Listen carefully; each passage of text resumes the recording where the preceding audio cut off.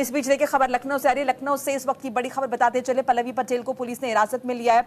लखनऊ में प्रदर्शन के दौरान हिरासत में ली गई है। अपना दल की नेता है पल्लवी पटेल, करणी सेना के विरोध में यह प्रदर्शन कर रही थी, हिरासत में ले लिया गया है पुलिस द्वारा। तस्वीरें आप देख रहे हैं, पल्लवी पटेल को पुलिस ने हिरासत में लिया है। करणी सेना के विरोध में पल्लवी पटेल का प्रदर्शन। तस्वीरें उत्तर प्रदेश की राजधानी लखनऊ से आप देख रहे हैं।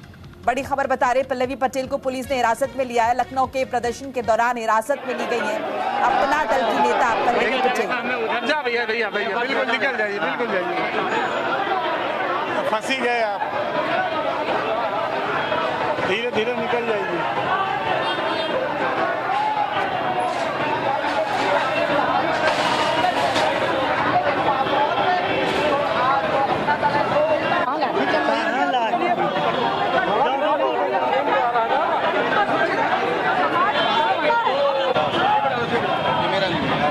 पल्लवी पटेल को हिरासत में ले लिया गया है।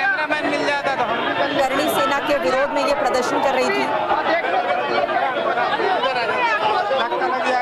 ये एक्सक्लूसिव तस्वीरें आप देख रहे हैं।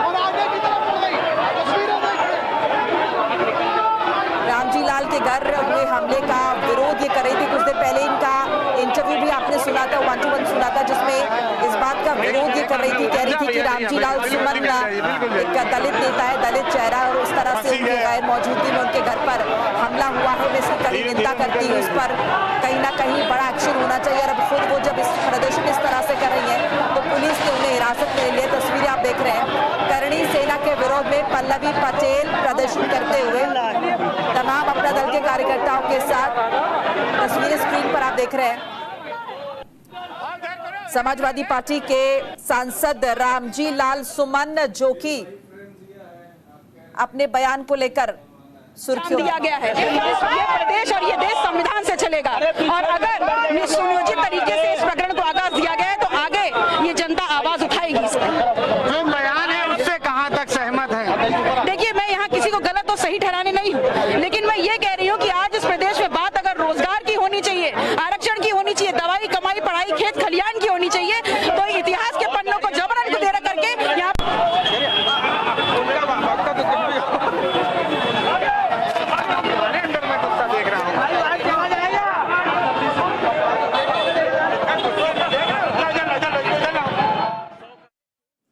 तस्वीरें लगातार आप देख रहे हैं। एक्सक्लूसिव तस्वीरें, अपना दल की नेता पल्लवी पटेल प्रदर्शन करते हुए पुलिस ने हिरासत में ले लिया है। और पल्लवी पटेल जो कि समाजवादी पार्टी के सांसद रामजी लाल सुमन के घर पर जिस तरह से करणी सेना ने हमला किया उसका विरोध कर रही थी। और उनका कहना था कि हमला करने वाले लोगों को चिन्हित किया जाना चाहिए, उन पर रासुका लगनी चाहिए। उनके गैर मौजूदगी में उनके घर पर जिस तरह से हमला किया है, कहीं ना कहीं लॉ एंड ऑर्डर का बड़ा इशू है, ये सरकार को संज्ञान लेना चाहिए। इसके साथ साथ आरोप भी उन्होंने लगाया कि ध्रुवीकरण की राजनीति हो रही है। जहां पर बात आरक्षण की होनी चाहिए, रोजगार की होनी चाहिए, वहां पर मसले दूसरे उठ रहे हैं। नीरज कुमार हमारे साथ जुड़ चुके हैं, हमारे सहयोगी। नीरज, पल्लवी पटेल के साथ आपका 1 to 1 भी देखा और ये भी देखा किस तरह से वो लगातार इस बात का विरोध कर रही थी कि करणी सेना ने रामजी लाल सुमन के आवास पर हमला किया उनके गैर मौजूदगी में।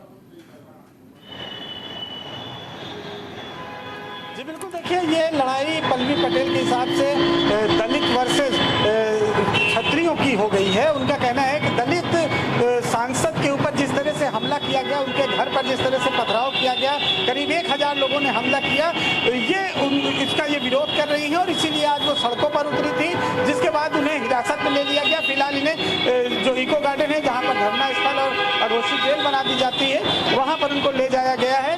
और इनका जो पल्लवी पटेल है, इनका विरोध इस बात का है कि अगर रामजी लाल सुमन ने कुछ कहा था तो उस बात को जो गांधीवादी तरीके से भी उसका विरोध हो सकता था, गांधीवादी तरीके से भी उसका प्रोटेस्ट हो सकता था, लेकिन उनके घर पर हमला करना ये बताता है कि कहीं ना कहीं दलितों के ऊपर जो अत्याचार है वो लगातार बढ़ रहा है। और जो दलित सांसद हैं उनकी सुरक्षा की मांग की गई है, और साथ ही साथ जिन लोगों ने हमला किया है उनका कहना है कि उनके ऊपर, ऐसे अपराधियों के ऊपर राष्ट्रीय सुरक्षा कानून के तहत कार्रवाई हो। नीरज, क्या माने, यानी कि पूरे तरीके से उन्होंने इस बात को नजरअंदाज कर दिया है जिस बात को लेकर करणी सेना यहाँ पर अपना विरोध जाहिर कर रही है। राणा सांगा का जिस तरह से अपमान हुआ है, इस पूरे मसले को उन्होंने पूरी तरह से साइडलाइन कर दिया है। जी बिल्कुल, उन्होंने कहा कि इतिहास के पन्नों में जो कुछ है वो उस बात पे नहीं जाना चाहती, और अगर रामजी लाल ने कुछ गलत कहा है तो उसका विरोध शांतिपूर्वक होना चाहिए, गांधीवादी तरीके से होना चाहिए, ना कि उनके घर पर हमला कर देना चाहिए, उनके घर में तोड़फोड़ करनी चाहिए।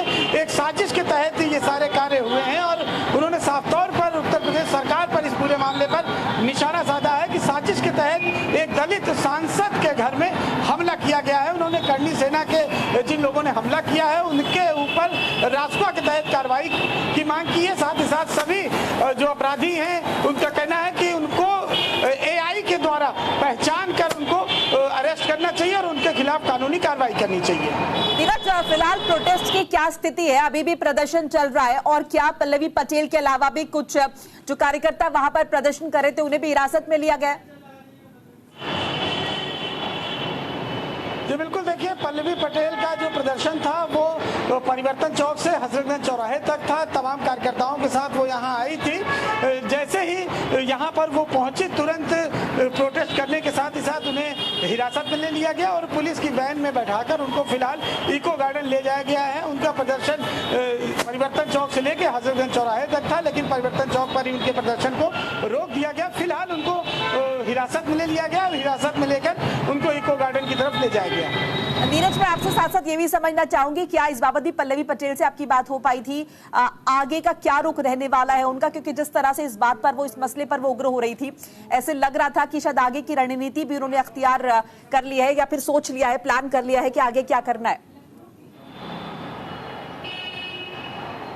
जी बिल्कुल, देखिए पल्लवी पटेल का कहना है कि जो पीडीए के लोग हैं उनके ऊपर इसी तरह का अत्याचार हो रहा है। हालांकि वो टेक्निकल तौर पर समाजवादी पार्टी की विधायक हैं, लेकिन अपना दल कमेरावादी की तरफ से उन्होंने ये पूरा प्रोटेस्ट किया था। समाजवादी पार्टी के लोग उसमें शामिल नहीं थे, उनके अपने दल के लोग थे, लेकिन उनका प्रदर्शन आज यहाँ पर हुआ और आने वाले वक्त में भी उनका कहना है कि वो इसी तरह अपना प्रदर्शन करेंगी, अपनी बात कहेंगी, और जब तक कि दलित सांसद के ऊपर हुए हमलावर वो गिरफ्तार नहीं हो जाते।